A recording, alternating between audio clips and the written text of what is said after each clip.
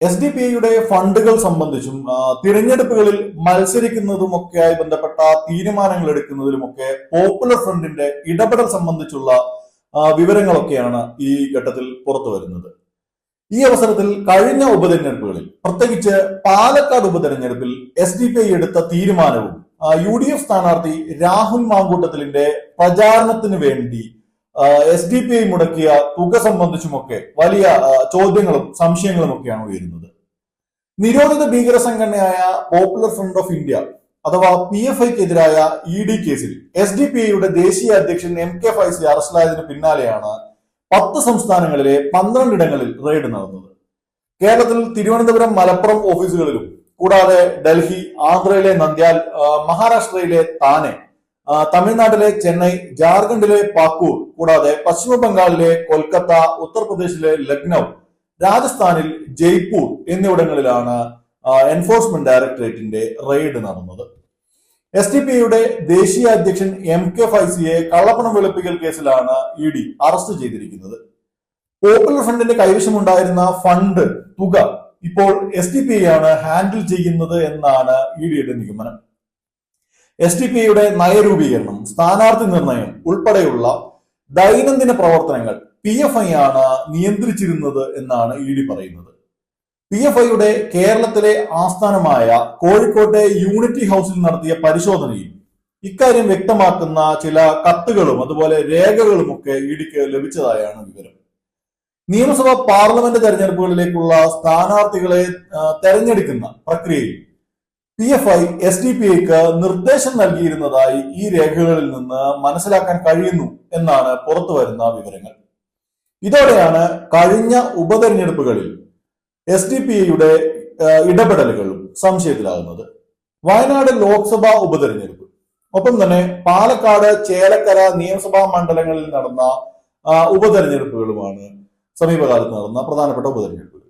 കാലാകാലമായുള്ള തെരഞ്ഞെടുപ്പുകളിൽ SDPI നേരിട്ട് മത്സരിക്കാത്ത സ്ഥലങ്ങളിൽ ഏതെങ്കിലും ഒരു കക്ഷിക്കോ മുന്നണിക്കോ അതല്ലെങ്കിൽ സ്ഥാനാർത്ഥിക്കോ പിന്തുണ നൽകുന്ന സമീപനം ഉണ്ടാവാറുള്ളതാണ്. എന്നാൽ പിന്തുണ പ്രഖ്യാപനത്തിനപ്പുറത്ത് കാര്യമായ തെരഞ്ഞെടുപ്പ് പ്രചാരണ പ്രവർത്തനങ്ങളൊന്നും SDPI നടത്താറുമില്ല. എന്നാൽ കഴിഞ്ഞ ഉപതെരഞ്ഞെടുപ്പുകളിൽ കൃത്യമായി ഗൃഹസന്ദർശനം, ലഘുലേഖകൾ അച്ചടിച്ച് വിതരണം ചെയ്യൽ എന്നിവയുൾപ്പെടെയുള്ള പ്രചാരണ പ്രവർത്തനങ്ങളാണ് SDPI നടത്തിയത്.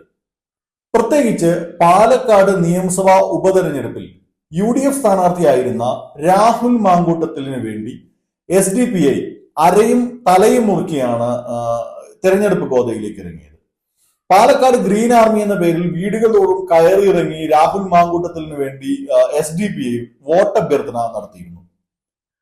പ്രചാരണ കാലയളവിൽ വെള്ളിയാഴ്ച നിസ്കാരത്തിന് ശേഷം മുസ്ലിം പള്ളികളിൽ ലഘുലേഖകളും വിതരണം ചെയ്തിരുന്നു. ഇതിന്റെ പകർപ്പുകൾ ആ സമയത്ത് തന്നെ സോഷ്യൽ മീഡിയയിലൊക്കെ ഏറെ വന്നിട്ടുള്ളതാണ്. രാഹുൽ മാങ്കൂട്ടത്തിലിന്റെ വിജയത്തിന് പിന്നാലെ ആദ്യ ആഹ്ലാദ പ്രകടനം SDPIയുടേതാണെന്നും ശ്രദ്ധേയമായ കാര്യമാണ്. രാഹുലിന്റെ പ്രചാരണത്തിൽ കൃത്യമായി ഇടപെട്ടെന്നും വിജയത്തിൽ ആധികാരികമായി തന്നെ പങ്കുണ്ടെന്നും ഉറപ്പിക്കുന്ന ഒരു പരസ്യ പ്രഖ്യാപനം കൂടിയായിരുന്നു SDPIയുടെ ഈ പ്രകടനം. തെരഞ്ഞെടുപ്പ് പ്രചാരണത്തിനായി SDPI ഉപയോഗിച്ച ഫണ്ട് സംബന്ധിച്ചാണ് ഇപ്പോൾ ആശങ്ക ഉയരുന്നത്.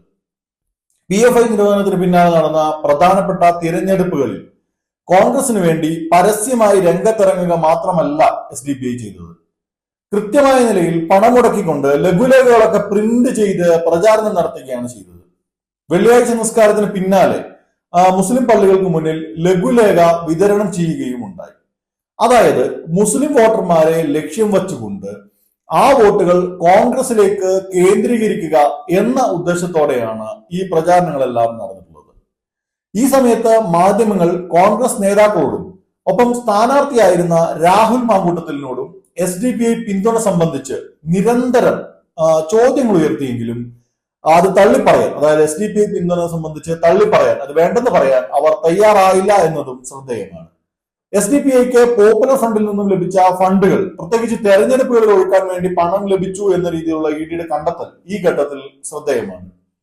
SDPIയുടെ സ്ഥാനാർത്ഥികളെ നിശ്ചയിക്കാനും ആർക്ക് പിന്തുണ കൊടുക്കണമെന്ന് തീരുമാനിക്കാനും ഒക്കെ നിർദ്ദേശം നൽകിയത് പോപ്പുലർ ഫ്രണ്ടാണ്.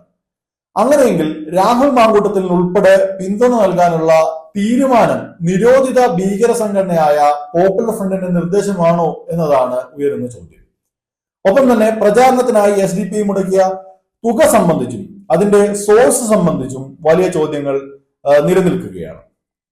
കോഴിക്കോട് യൂണിറ്റി ഹൗസിൽ നടത്തിയ പരിശോധനയിൽ SDP മത്സരിച്ച തെരഞ്ഞെടുപ്പിൽ PFI ഫണ്ട് നൽകിയതിന്റെ തെളിവുകൾ ED കണ്ടെത്തിയിട്ടുണ്ട്. ഗൾഫ് രാജ്യങ്ങളിൽ SDPIക്ക് ഫണ്ട് പിരിക്കാൻ PFI ദേശീയ എക്സിക്യൂട്ടീവ് കൗൺസിൽ നൽകിയ അംഗീകാരവും പോലീസ് രജിസ്റ്റർ ചെയ്ത വിവിധ ക്രിമിനൽ കേസുകളിൽ പ്രതികളായ SDP പ്രവർത്തകർക്കുള്ള നിയമ ചെലവുകൾ എന്നിവയൊക്കെ സംബന്ധിച്ചുള്ള തെളിവുകളെല്ലാം തന്നെ EDക്ക് ലഭിച്ചിട്ടുണ്ട്.